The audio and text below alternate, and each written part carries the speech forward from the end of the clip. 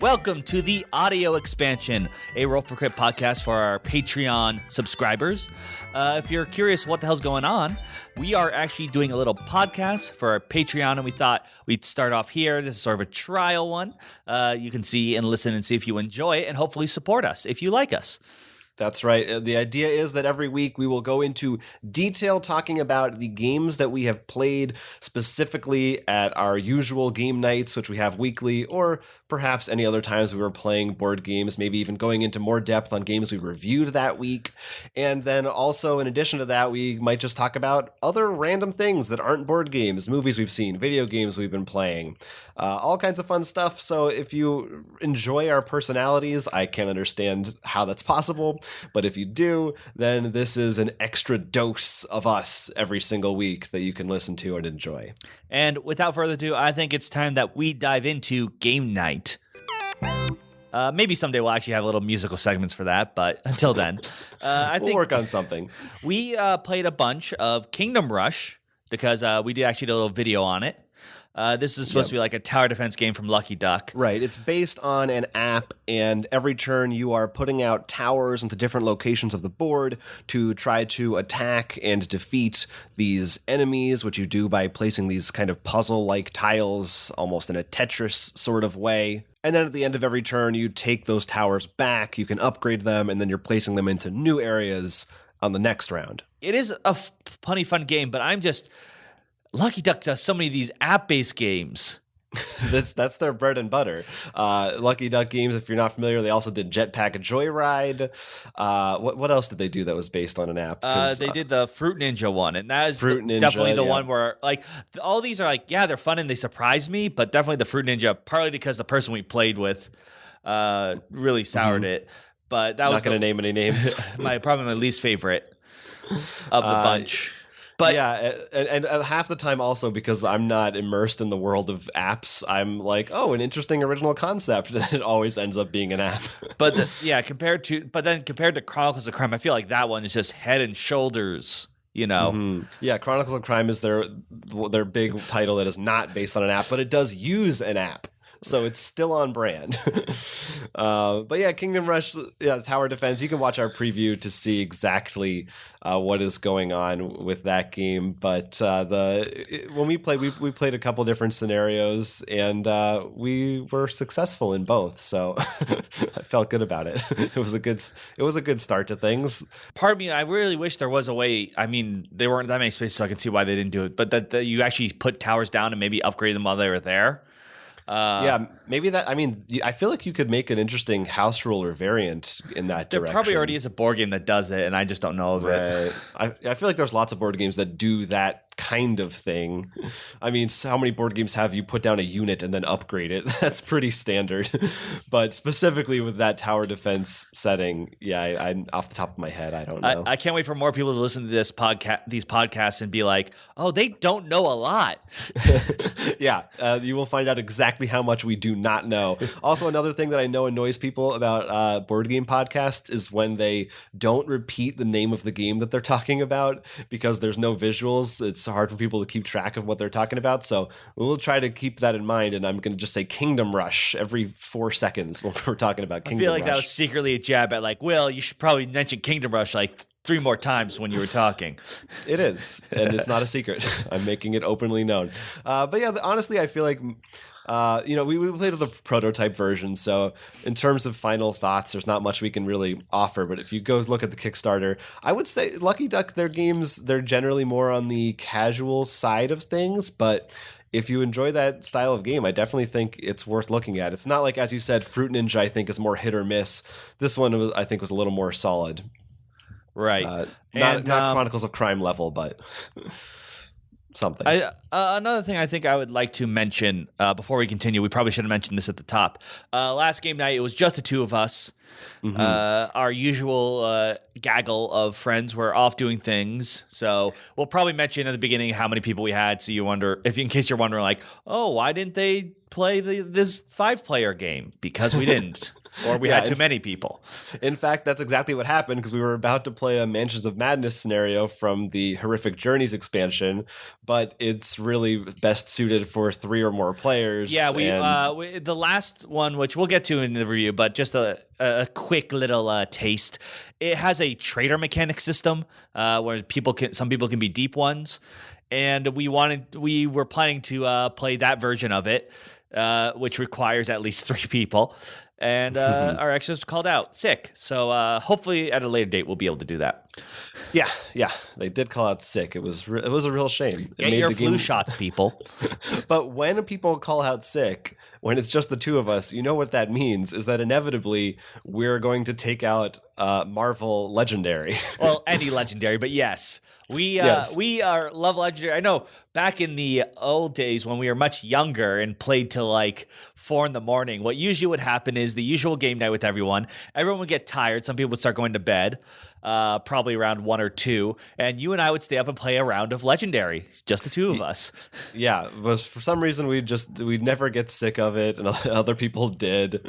And now there's so many expansions that I don't even remember what we've played with and haven't from the new ones, and I don't know how you could ever get sick of it, because there's a ridiculous amount of content. We still love it, the Legendary system, every time.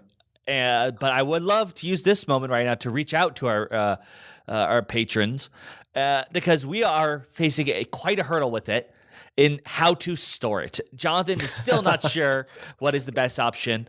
And if any of you have any ideas, that would be best. I've given Jonathan my thoughts, but of course.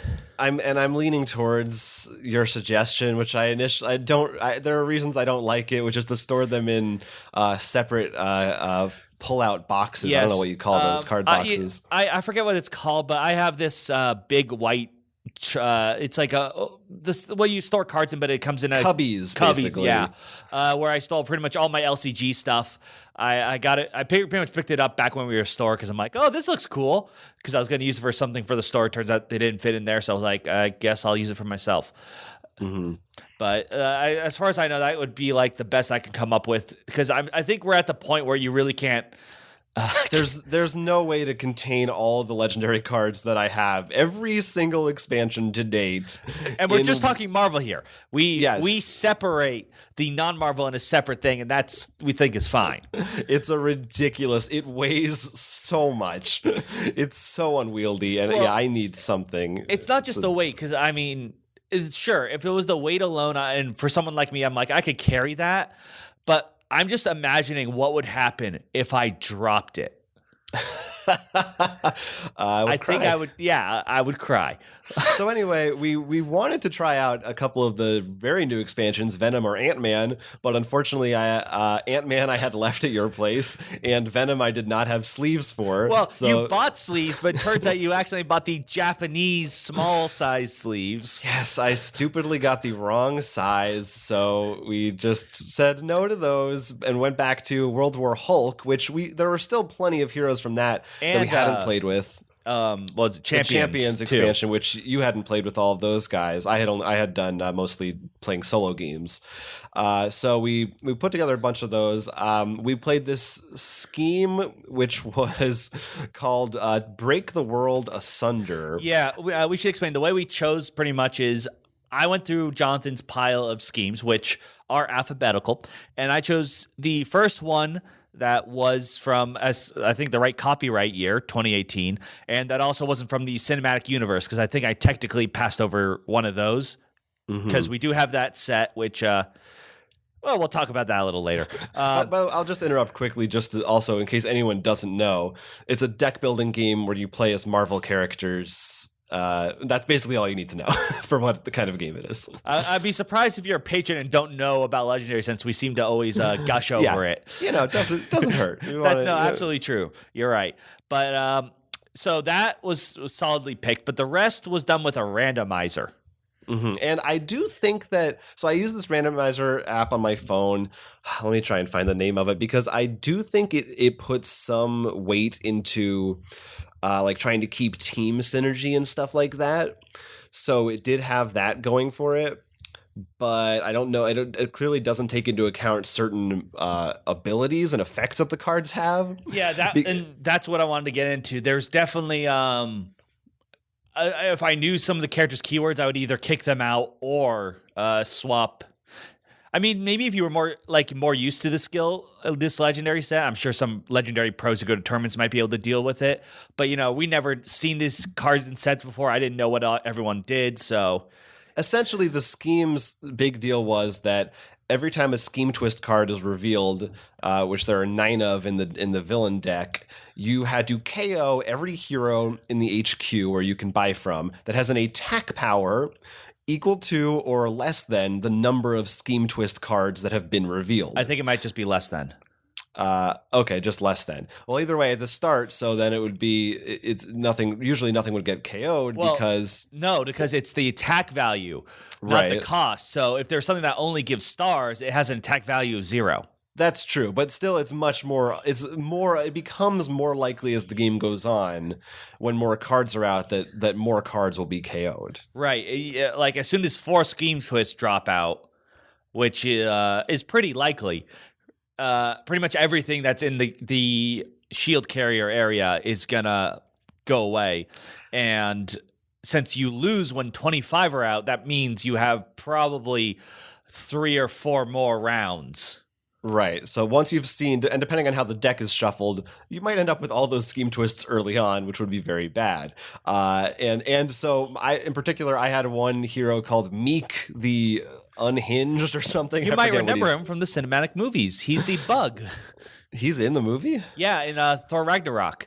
That's why he's in this whole movie. I don't even remember. There was a Bug. Was he just one of the gladiators? He was the best friends with the Rock guy. Okay. Who's also in World War Hulk. Yeah, so I remember Korg. I mean, I love Korg. I don't remember the Bug guy. Anyway, his moveset involves KOing heroes from your deck, and that's not something that I wanted to do in this scenario. So that was just a bummer. And it was a really tough scheme. We were also going up against Fin Fang Foom as the mastermind, who is a villain, I believe an Iron Fist originator. Maybe Iron Man? I think Iron Man. I think he originated from Iron Man. But at any rate, he's vaguely racist. They don't really use him anymore, I don't think. But sometimes he pops up here and there, and he was a tough guy to beat as well. Yeah, his whole thing is he has size changing in every color, which means he's 2 less to beat if you play that color. But or reveal, I guess it is, but playing as it counts. Mm-hmm. He's at 20 though, so you really need to have a wide spectrum. And once again, since we didn't really plan our heroes amongst when deciding our scheme and our boss, it wasn't like, we chose Captain America, who's like, he could probably wipe Fin Fang Foom easily. His whole thing is about having different colors. Yeah, definitely. Yeah, I do think that we got pretty close. It was really we were technically down to 1 card. But that all happened. I took out all the other Fin Fang Fooms. And you have to beat him 4 times to win. I did the 3, and I was unable to hit him a single time. Yeah, and that happened because I got all these tech cards that were like from what's her name? Visionary? Viv Vision? Viv Vision, yeah. It's Visionary. It's Vision's daughter. Visionaries from Sentinels of the Multiverse. That's what I'm mixing up. Vision's daughter. But she has a bunch of cards that let you draw an extra card at the end of the turn, and we were playing with Savage Land Mutants. So usually it was because I got a hand of like 8 or 9 cards. So in essence, almost legally cheating. Yeah, so you were doing well, I wasn't, and as a result, we were unable to pull the win out. But I feel like that, honestly, in most of our Legendary games, it often feels like we're going to lose until the very end, and then we pull out a win. That's true, but the difference is it's usually we're both doing our part. This was like, I just felt like, because the hero you decided to go with, without really, like, yeah, I'll get this bug. Like, it hampered you a lot, and it just felt really annoying that. Yeah, like, it wasn't a great mix. It's one of those things where, we should have read the cards in advance. And the problem is also just that I don't think that scheme was very fun. Because when you wipe the chances to wipe the entire pool. I mean, it's not as bad, especially when 2 players. But if you're like 3 or 4, you're like, I can't even hope to like look ahead and like, oh, I'm going to try to get that card. I will say that scheme did seem. I mean, they add generally as the games go on more difficult schemes and masterminds. That one seemed very, very punishing. It's definitely punishing, but to me, it was just not. I guess there's things can be punishing but fun. It didn't really add any gameplay wrinkles. It was really just a timer. Like the only way to maybe tackle it is the first few rounds buy those money cards. That's it. Because after three, as we said, 4 scheme twists, there's nothing you can do. It's going to hit everything. The HQ is going to go away. That's it. And then you're just on a ticking clock. So anyway, we lost. So that was legendary. Still fun game. Still pretty cool. I definitely want to play more. And for that one, I just wanted maybe like to tweak it a little bit in your favor somehow.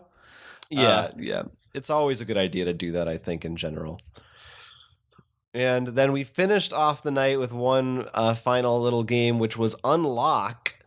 We specifically played the Island of Dr. Gorse, which is the final game from the initial set of the first 3 Unlock games. Unlock, these are escape room games that come in a small box. They're like $10 or $15, and they simulate a real escape room. They use an app. They have a time limit of an hour, but it's just for score reasons. You can keep playing past that if you want to. Not in this case, but we'll get to it. We'll get to that. Generally, I mean, the game doesn't stop, is my point. It doesn't say you lost. You can keep playing. And it's an escape room where you take cards, you can combine them with different items, and you input codes in the app to try to succeed. This one in particular had a very interesting twist on it. Normally you can play these with 1 player or up to, they probably recommend like 5 or 6, but hypothetically you could do any number that you want if you hate yourself and you want to put yourself through that. But this one required at least 2, because the gimmick of it is that it splits you up at the beginning and you're in 2 different locations. And I thought that was a very interesting gimmick. No, that was really cool, especially when, like they say, you can't contact. And I remember I found this not allowed to talk to each other at all. I did find this radio thing with a code. I'm like, great, I'm going to have to find a code. I don't know how to deal with this. And then that's when Jonathan shouted something Bravo, like Bravo Epsilon Delta. I can't remember exactly what he said, so don't use that to try to cheat in advance. And I was like, I looked at my card that had the codes, look it up, and I was able to do it. And it felt so cool to be like, the radio thing. I think that worked really well. No, that was really exciting because I just found on my end a walkie-talkie, and I knew, he's going to have something on his end. I have to find the code for this, and it became this struggle of just the 2 of us listening to each other silently muttering about the puzzles we couldn't solve, and me feeling this pressure of, I have to figure this out because once we get this is like the linchpin and all the puzzles will come together. Not only that, I had a couple puzzles I could have solved on my own, but they were item combination. It was really funny because as soon as I was like, with item combination, do I just add the numbers? And you were like, yeah. I'm like, oh, I solved these 2 puzzles. Right. Yeah, it's good. It's always good to refresh about what the actual rules of the game are that you're playing, and we shouldn't. That's even saying this much, I feel a little bad because part of it was fun having that discovery of being able to communicate with each other. So we are going to continue to give away some of the basic plot details and what occurs over the course of this Unlock adventure, but if we're going to talk about a more specific puzzle, we will warn you in advance. So my biggest problem with the thing was I felt like for most of the thing, we're separated, and even when we could talk, we couldn't look at each other's cards. You're in different areas, and I felt like you, at least it was my perception, had more puzzles going on at one time than I did, and I felt like more of my game was I just had to wait for you to finish. And I felt like if I had been an actual team, like if there were 3 people on my team, we would have been 3 people sitting there talking amongst ourselves. It would have been so boring. There were quite a lot of puzzles in my area. I don't know. I didn't ever look towards your area, so I don't know how many stuff you had, but I know I had a bunch of on my own end. Yeah, we had a lot of items when we came together. We had to combine. But I think on my own, without you, there was like 1, 2, 3, 4, like 4 or 5, I think. And it sounded like you didn't have that many, that you, like, a lot of your stuff required me. Right. Yeah, I really needed you. You were a major player in my puzzles. So that was like, once we figured it out towards the end, I mean, I still overall really enjoyed it, but it definitely felt unbalanced in a little way. bit. So the way this one works, though, is there's actually a plane you can get to, but it won't even tell you that if you went over the time limit. So there actually is a punishment. Right. There's a puzzle that you cannot access if you take too long. And we only knew because at the end we said, well, we finished it. What are these extra cards for? And then we found that. Or and like, it is. It's kind of a bummer. I would almost understand it a little bit more if they told you that and then said, oh, try it again and get a faster time. But even that is pointless because who wants to play the same puzzles more than once? So now we are going to talk about some of the details as to how you discover a specific late game puzzle, as well as I think Will's going to talk about a minor other puzzle and a little bit about how he solved that one. So if you want to go in completely unspoiled to unlock the island of Dr. Gorse, then skip ahead right now about 3 minutes. But essentially, at a certain point in the game, you have 3 map pieces, and then you will find a 4th, which has a plane on it, but you don't know how to access that yet. The plane area then attaches to that, and you're just looking like, you see the plane there, and you're like, what am I supposed to do? But apparently, you're supposed to look from above with these 4 map pieces, and there's no hint as far as we could find, unless you literally type in the hint, which is like, not the kind of way where you look in the negative space and you can sort of read a number. Yeah, I think that this game, from what I know of the series, had more puzzles that were breaking the 4th wall, for lack of a better term. And it's a little hard to. Here's my problem with that, though. Mm-hmm. One of my puzzles, the one I want to talk about, was a skeleton, and it was a hidden number one. Initially, because I didn't look in the rule book what a hidden number would look like, I'm looking at the skeleton, and there's one part like where his jawbone is, and it sort of looks like a 57 or something. And I was trying to read like, is that a 57? But it turns out that wasn't the hidden number. When you look at it, it's clearly like white font that's faded out so it doesn't stick out as much. Huh. Like it's very clear that's the number. So this thing where you have to look at the negative space for the number, I'm like, that's exact opposite of what you said a hidden number is. Huh. So to me, that bugged me a lot. Yeah, it's one of those things that I think if you get it, it's probably the coolest thing in the world because you feel like you've discovered this incredible secret. But if you don't get it, it just feels unfair. Yeah, so, and like I said, it's not only that, it's just in particular. Also, as you said, it's not like the plane's hidden. I mean, I've enjoyed. Yeah, thematically it didn't make sense. I have enjoyed things like that in the past. Like there's an exit game that breaks the 4th wall as well. I'm fine with exit. I'm a bit more fine with because it doesn't set you up. You know that you're going into some weird stuff like that. Did we though when we first played that? I don't know if we. I mean, but it doesn't tell me the opposite. Okay. Like the hidden number told me straight away you should be able to clearly see a number. Right. It's not some hiddenly negative space or something like that. That's what bugs me.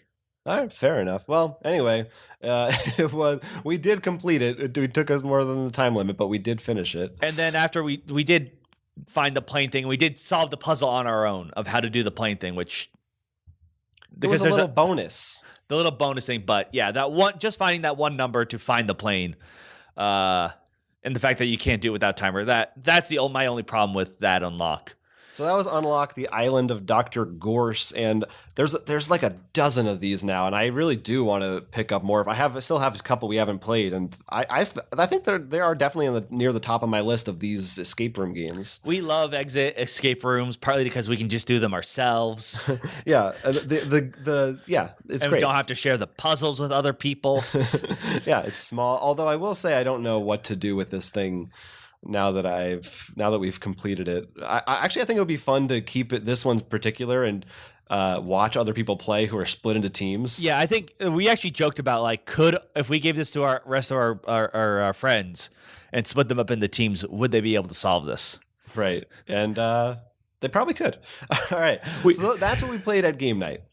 But before we get to our little supplement section, which I guess we'll just talk about now, that's pretty much everything not board game related, where Jonathan will probably talk about a movie he saw that I didn't see because I'm bad. We'll talk about some video games we both played. I'll probably talk about Destiny because I play that way too much.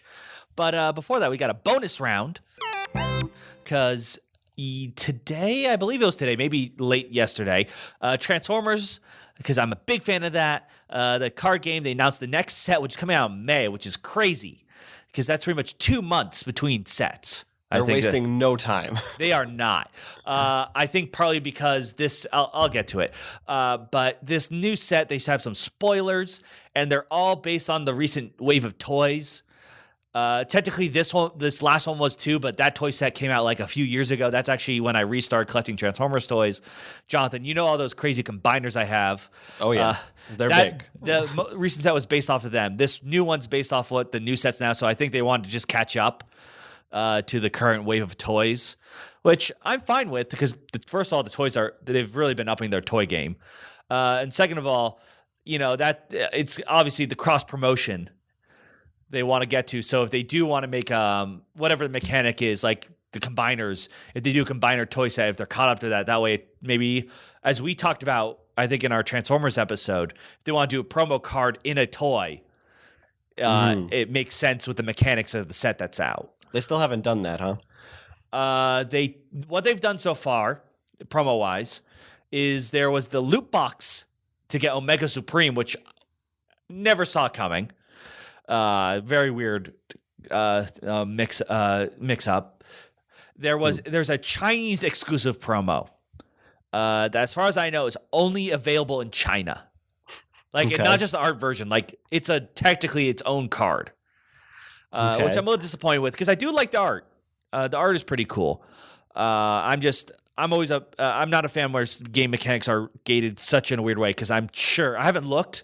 Because I was already sure it was going to be like $100 if I wanted to buy it on eBay, and that's probably a low price. Yeah, so I'm I'm trying to get one of every copy for most things.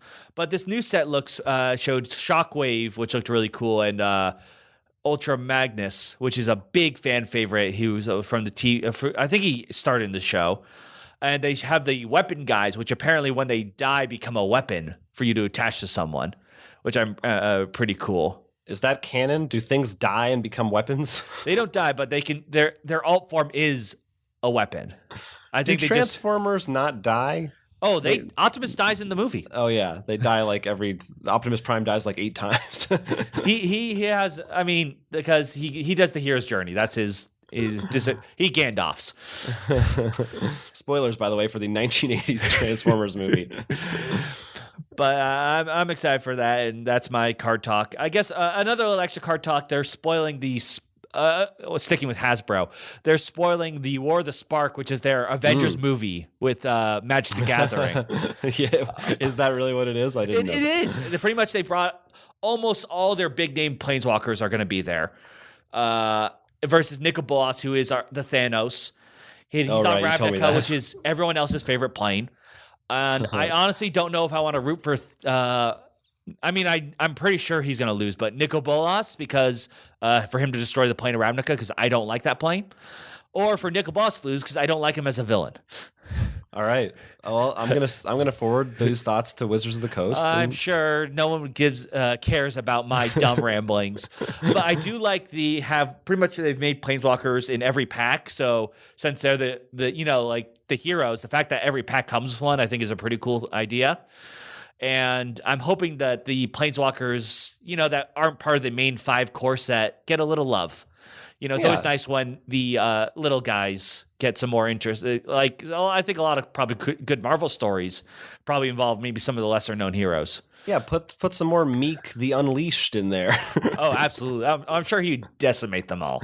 Well, as long as you're talking about Hasbro cards, I'll throw in another bonus round thing, which is I was following DropMix a little bit, which is the music-based card game that we really like, which connects to an electronic device and an app, which allows you to play cards that actually play parts of different popular songs from real life of different genres, and you create mixes and mashups by putting all these different crazy songs together. And that card game is in an interesting place right now because it's a little unclear whether or not it is going to continue for much longer. Right now, they're in the midst of season 2 of their releases, and there are 2 packs left, I believe, that were announced that have yet to be released. And they haven't had a date for them yet. Before that, they had been coming out pretty regularly, almost like one a month, like pretty frequently. And we don't know anything about it yet. And Hasbro in general just hasn't been marketing that game that much. And the set has been on sale a ton of times for super cheap. Yeah, I bought that for my sister for Christmas for I think the core set for $20. Yeah, and when I got it, it was like $80. So a big difference. And so I'm really looking forward to this next set, but it's unclear because they also recently, not too long ago, had a big update and they started this newsletter where they put out all these new announcements about season 2. So it's really getting mixed signals about whether this game is successful, they're going to keep going, or it's going to end. But I'm enjoying the ride while I can because I'm excited always to. Also, a lot of the older packs from season 1 are hard to find. They haven't reprinted them, which is a shame. If you're just getting into the game, you really can't get everything, and there really aren't even that many packs to get. So I just don't know. It's Hasbro. It seems I don't know that they were a great fit for this product. I don't know if this Hasbro is a great fit or just the idea. I mean, I love the game. First off, really enjoy it. Did it make our top 10 lists? It certainly made mine. Yeah, I think it might have made yours as well. I think it made mine, but I really enjoy it, especially with $20. I really highly suggest you pick it up. It's just you'll have so much fun. I think the problem is making their own separate device. Like if they made it so if a phone just scanned the cards. I had heard, I don't know if it was just speculation or rumors that maybe they would release a new, smaller, cheaper version of it to try to entice people. But yeah, it is, and of course a lot of people want a all digital version, but to me that completely defeats the purpose of what makes the game so interesting. No, I like having physical stuff. If I want a music CD, I prefer having a physical CD. We're two of the last weirdos on Earth who feel that way. I don't know. I think there's people out there who now want vinyl records and cassette tapes. Most people, cassette tapes is very weird, but vinyl I can kind of understand. CDs is in the middle weird. I think it's just a problem. It's like I remember with rock band stuff. It's like once you stop playing, I think Labo 2. Which I'm sure you'll be talking soon enough on this podcast about. Could be. It's just the stuff then just sits there. Yeah. When you got a big hunk of plastic, that's a tough thing to deal with. You really want to keep it supported and fun. Otherwise, that's a bummer. But anyway, also looks like they're finally changing up the package design. Because and you are not a fan of that of the old packaging. The way the packs would come out was in these insane cardboard sleeves, and you had to tear into them to take the cards out like piece by piece. And every time I thought I was going to just rip a card in half, it was a nightmare. And they finally are fixing that. Anyway, that's DropMix music game. Let's move on. Yes, let us move on. So now, you why don't you introduce it? Sure. As alluded to earlier, we've got our final segment for the show, which is the supplements. Little additional things non-board game related that we're talking about. So why don't we start off with one that we are both playing. It's a video game. Maybe you've heard of it. It's called Red Dead Redemption 2. from Rockstar Games. We go from Harmonix to Rockstar. Did you say Rockstar just now did Harmonix? I didn't say anything. No, you were talking about Rock Band. That's the connection I wanted to make. We go from Rock Band to Rockstar. I did it. I got a segue in there. You probably know what this game is. It's a Western video game in an open world. Everyone's been talking about it. It's old at this point, right? It was last December, I think, November or December. Yeah, but it still feels like a new game to me because we have such a backlog. Yeah, we are way behind there. I will mention that we're not going to talk about the online. I know a lot of people have problems with that, but neither of us, I think, have played that. I don't plan to. It's maybe once I beat the story, but that's really my primary focus is the story mode. We did both get this game on release day, but I just was so busy. I only think I started playing in February or late January. I played a lot of it the first week or two it came out and then just got sidetracked. But the last week, again, I've been really going hard into it, trying to get deep into it. So why don't we go with your last play session first, and then I'll talk about my PlayStation woes. Okay, so again, for this, probably light spoilers, but we won't give away any like major plot details or anything. But like when you find out you're actually a robot sent from the future, right? We won't talk about that. So I'm in chapter 5 now, I believe, and so a lot of crazy things have happened to me. Honestly, I don't know how much I can talk about. One thing I've been doing is doing a lot of the challenges you can do, which are like side missions, which are usually about gambling or hunting. And I'm not sure. I kind of have decided. I think I've gotten to a point where I might abandon those because I've gotten far enough in the story that I can kind of see the light at the end of the tunnel. And I think that once I complete the game, I'm just rather play another game that I have in my backlog than attempt to, hunt every type of rabbit or whatever ridiculous thing they make me do. I'm gonna be honest. I totally will not give that up. I'm going to do that stupid stuff.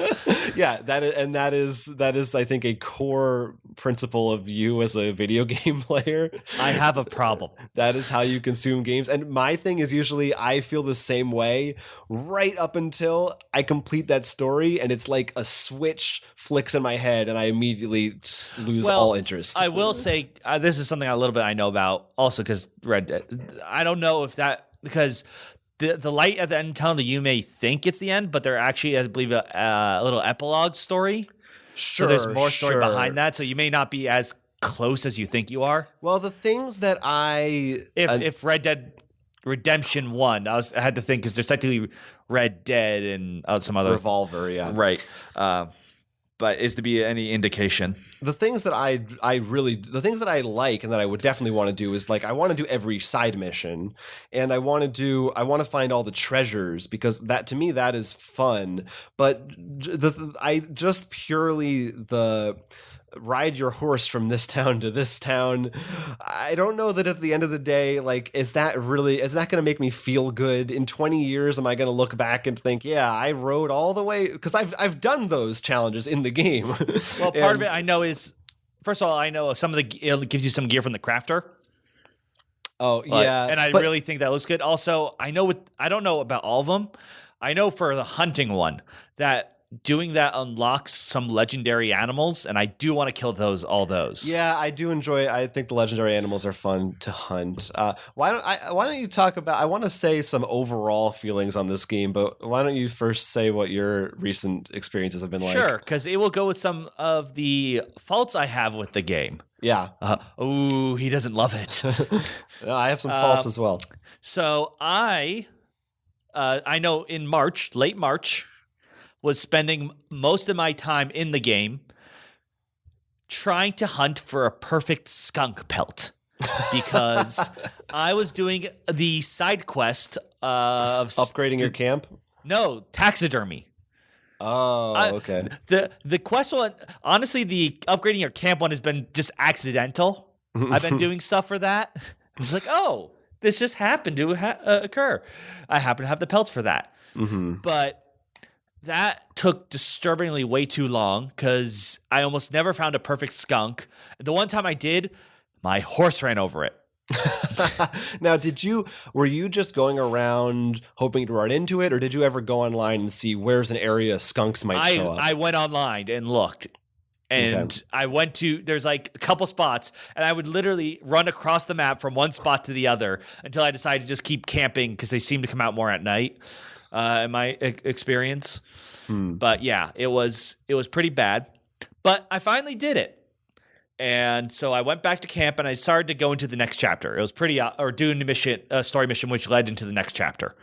And I was in 2, by the way, very early on. Because I'm the kind of guy who goes, there's the story mission, but there's these side missions. I always complete the white circles before moving on. I actually cannot finish the hunting mission. They literally say, it's great that you sent me these. I'm going to be on vacation for a little bit. They're trying to tell you something. Yeah. So that was my sign of like, okay, maybe I'll get into the next chapter. But anyways, I get into the next chapter. And I do the stuff, and I go through some other small side quest things, including finally doing the challenge, one of the ones you mentioned, of dragging someone. Yeah, on a horse. Because every time I do that, they usually die, or I get spotted. So I finally did that. Then I decide to go visit. I don't know. Have you seen the railroad people? That's not ringing any bells. There is a group of people who are working on a railroad, which I have learned through reading some other stuff. I came across that apparently they actually build up a railroad throughout the game. So I'm like, oh, I want to do that mission. So I decided to go back and visit them again.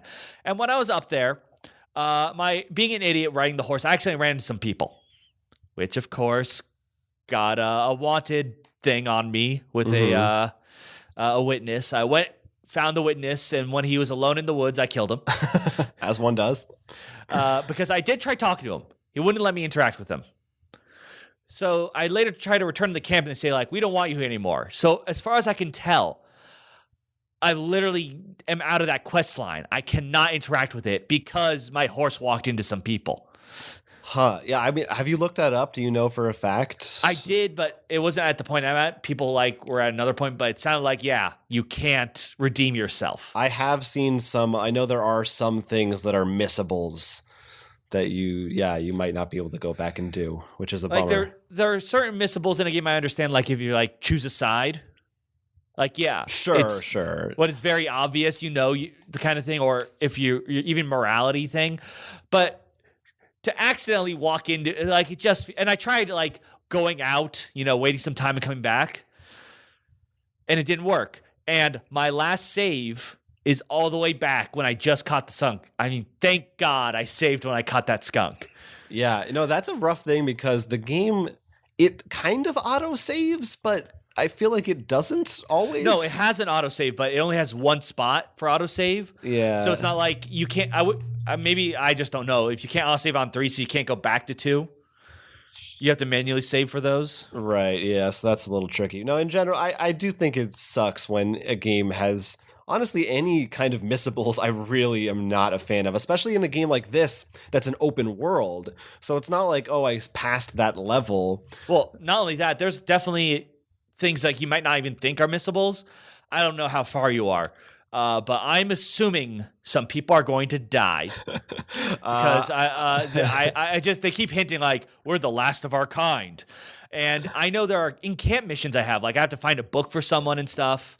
And I'm afraid that oh man, I'm gonna forget to do this, and then you missed it. I will let you know that your fears are justified.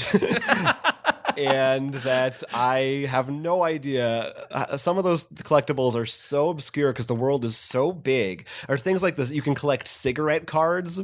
And I've found them in the most random, out-of-the-way places. And there's so many of them. I don't know how you're supposed to find a complete set. Well, I think some of them you're supposed to find from actually smoking the premium cigarettes. I literally smoked those a lot to get Oh, really? I did not know you could do that. Yeah. Well, every time you pick them up, you take the card out. So you always want to make sure you have room for them. Oh, well, to pick those up. That's good to know. But yeah, my overall feeling about the game, which I think could be applied to almost any Rockstar game. Oh, I should mention I did play Red Dead Redemption before you go. Yeah, we both haven't really played any of the Grand Theft Auto. I don't know, just Those didn't attract me. Which I find, I guess I can understand it, but that's another discussion for another time. But my feeling about the game overall is that it's the story, the atmosphere, the characters, the acting is A+ across the board. Like, it's immersive. All that stuff is incredible. The parts that I feel fall flat are when you're actually playing the missions, because 99% of them, to me, boil down to ride your horse to a place. Sometimes they will tell you to do something, but really what it is go to this area, press X or mash X or hold X if you're on a PlayStation. And then you have a shootout, which, to me, the shootout mechanics honestly aren't that good. They're functional, they're okay, but which gun I use doesn't really seem to matter that much. I guess you could turn off the kind of auto assist they give you for aiming, but I don't. So it just seems pretty. I think I did turn that off because I was actually having issues hitting things. Oh yeah, for me it's like I'm in cover, hold the trigger, it's move up a little bit, there's their head, shoot, and so many of the missions just boil down to what the game feels like is the world's most expensive, high budget, immersive, expansive walking simulator video game ever made. Because I really feel like the game is you're just walking on a path, doing a story. It's very, very linear, disregarding the only part that's not linear is when you're just going around doing whatever you want. But if you actually follow the story, it's so on rails and so repetitive but it's just because the production value is so good, I think carries the rest of it. I don't know. What do you think about that? My issues with this game, I haven't played Red Dead in so long, so I'm not going to try to say like, oh, the original Red Dead did this or something, is I think it starts to fall flat a little bit when they were like trying to make it realistic. Yeah. Sometimes they have some things to fix it. Like, you're right with the horse running, but I come across a lot of events, and because I'm looking for animals to hunt, it's usually not too bad.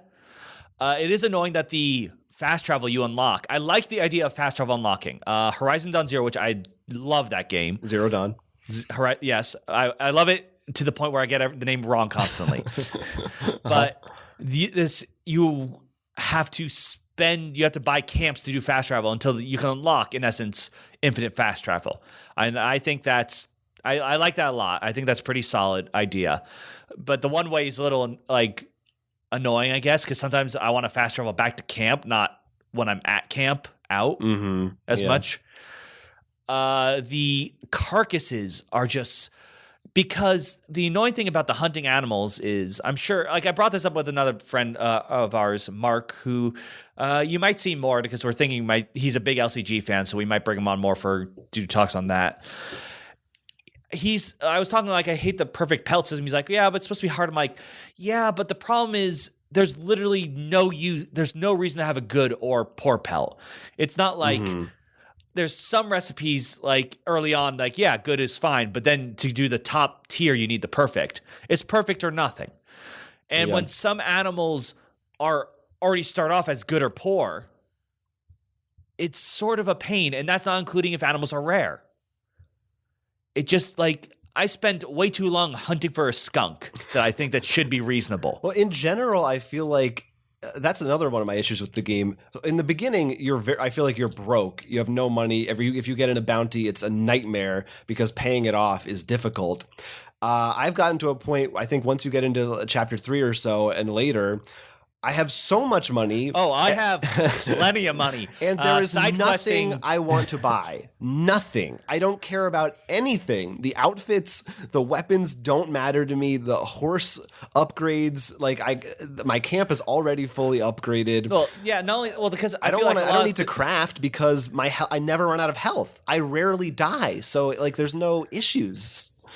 Well, for me, the only thing I might look at, I haven't tried crafting, mostly because I just pick up stuff from finding people and killing them. I upgraded my camp, and I just have stuff at my camp. I don't need to do anything. If I recall, in Chapter 3, it added a new upgraded camp, so I don't know if more upgrades added as you go along through the game. But yeah, I paid off that early because I'm the kind of guy, and you are too, and I think there's a reasonable population of people who are I'm going to do as much side quest stuff before I hit the next story chapter. Mm-hmm. And the game I don't think it's designed like that. What do you mean? Like a lot of open world games, I think there becomes an issue is they don't expect they design the game to think like, oh, they'll do a couple side quest things, but they'll follow the story. But like a lot of people, when they play Fallout or Horizon or this, they're gonna do all the side quest stuff, and they'll find all the best weapons, or they're gonna be carrying, now 500 cigarettes and 500 health potions and 500 whatever. Well, that's what's kind of funny about it is I feel like you could have the worst weapon in Red Dead Redemption and still pretty much make your way through any fight. Like, I feel like none of that stuff matters. Being a bit more general, but like because I found as far as I can tell, like I find the shotgun in the automatic shotgun in a house, and I found a pistol. Where did I find the really nice pistol I like? I can't remember. It was but in a Viking hatchet, and those things are like my bread and butter weapons. You have a hatchet? Yeah, I found a Viking grid. Like there's all this crazy stuff to find. Like I think the walking sim, that's why I'm fine with it. Maybe the fast travel, not as much of an issue. Like it's a little annoying when it's one way. But I think there's so many crazy things to find, like dinosaur bones and stuff. Yeah, no, and I found like the traveling on horseback isn't what I object to. I kind of enjoy that too. It's more the fact that that's just what it just gets repetitive when like it just feels like every mission starts to feel like paint by numbers, like part A, part B, part C. It's always the same thing. Maybe to me, I guess, but I know another open world, the Legend of Zelda game. Breath of the Wild. Like, I know I talked to my brother, he's like, I love just walking around exploring. And to me, I didn't like that one in that much because there wasn't anything to find. Like, it's pretty, but I've seen pretty after 30 minutes of play. In this, all I know is like all of a sudden I get ambushed by some cultists, or at least they look like some crazy people to me, or I find the Viking tomb or something. I feel like stuff happens. I mean, I will grant you that there is an insane amount of random encounters you can run into in Red Dead. I think helps with the walking. That's why fixes that problem. I can't relate to you on Breath of the Wild because I personally found the exploration in that game to be one of the best I've ever experienced. But I mean, after a day or two playing, I'm just like, whatever, just get to the next point or the next. I think there's two kinds of gamers. Either you need to find something, or for me, just seeing the top of that mountain for me was enough of a reward that I enjoyed that. But again, that's another discussion, I think. All right, we've talked about Red Dead for way too long. So oh yeah. It's still an incredible, ridiculous game. That's our game review for Red Dead. Yeah. So we'll quickly get into some small things. First, I guess, as I said in the top, I do play a lot of Destiny when I can, and I finally did the hard mode of the first raid, which released 2 years ago because I avoid group activities. But it was very funny to play with finally because a bunch of us didn't do the hard mode yet, and we still were having so much trouble near the end, and then we're like, okay, one more run and then we need to go to bed, and that's when it actually worked and felt good, pretty good. And I'm curious to see, I think at this reset they're starting this Tuesday, they're doing something called Arc Week. We'll see how that goes. I'm still curious how Destiny's going to survive without Activision and compete against with Division against the Division and Anthem. I think Anthem's dead in the water at this point. It sounds like it's in a pretty bad spot. I think Destiny sort of is able to get out of the tailspin, but I don't know if it'll be able to stay in the air. We'll see. I mean, I'm one of those people. The reason why I'm playing because I started from 1. I'm one of those I invested time in it. I can't leave. Even though 2 was a hard reset and you could have left. Well, it was a hard reset, but I assumed because at the end of 1 it was actually really fun. Like they had a lot of great stuff, and so I'm like, they won't go back. Fool me once. Yeah, but we'll see. But you did go see some movies. That's true. In fact, one. Well, one in particular that you're going to talk about. Yeah, so the new Pet Sematary movie came out. I went and saw that, and that was interesting because I'm a big Stephen King fan. There's many of his books I have not read, and I specifically last month read the book Pet Sematary because I wanted to have that going in. And also watched the original movie, which came out in 1989. The book is great. The 1989 movie, I think, is a disaster. It's really, really, it's so bad. The acting is a nightmare. Most people recognize that movie as a disaster. I think it's in some circles it has like a cult classic vibe to it. Yeah, but is it like cult classic of like liking Birdemic? I think some people actually think it's good, okay. But it has not aged well in my opinion. The new one, it was a huge leap over that original movie for sure. It makes some big changes from the book that I actually think were for the better. I actually really like their changes. Like a sequel or a reboot? No, it's just a new adaptation of the book. Okay. Same story as the books, follows the same through line. But I found that I think I wish I had put more time between reading it and watching the movie because it was just hard for me. In general, when I watch a movie I've read the book for, I'm constantly thinking about, oh, now this happened, and then oh, now that's how they did this. Interesting. So I wonder how much time will pass before the next event occurs, which takes me out of it. It's hard for me to be as immersed in it. So that was kind of a bummer. So I didn't love it as much as I thought I would. I was really looking forward to seeing this. I thought it was going to be really great, and I thought it was good. And there were some scary moments, especially towards the end. But I wish it departed more from the book. I wish it had been more of gone in its own weird artistic direction. But I don't feel free. I mean, if you want to talk about spoilers here. No, I don't think I need to spoil anything. But I mean, there are some major changes that they spoil in the trailer that I think is insane that they give away what they do in the trailer. Was someone not hit by a truck and die? But I do think that those things are good. May or may not be related to that incident. But Pet Sematary, it's, I would say read the book. Maybe I would be very interested to hear from someone who had not read the book what their thoughts were on the movie, because like I said, I just felt like I couldn't separate myself enough to or maybe really enjoy it. What if someone did the opposite, saw the movie, then read the book? Sometimes I think that's the better pick, because a lot of times you read the book, and the book generally has more detail, so you fill in more of the gaps. And because I feel like it's the director's cut. Yeah, going the other way, usually you're disappointed because you're just thinking, oh, they didn't do this or this or this. But yeah, I don't know. That's Pet Sematary. Yeah. So this is our first of the audio expansion, our Roll for Grip podcast, and let us know what you think and like it, and if you it would be awesome to support us on Patreon. Yeah, absolutely. If you're one of the people who paid to listen to this, that's great. We're going to try to put one out every single week, and you know what? We're going to succeed. God damn it. I'm going to say it right here. We're going to do it.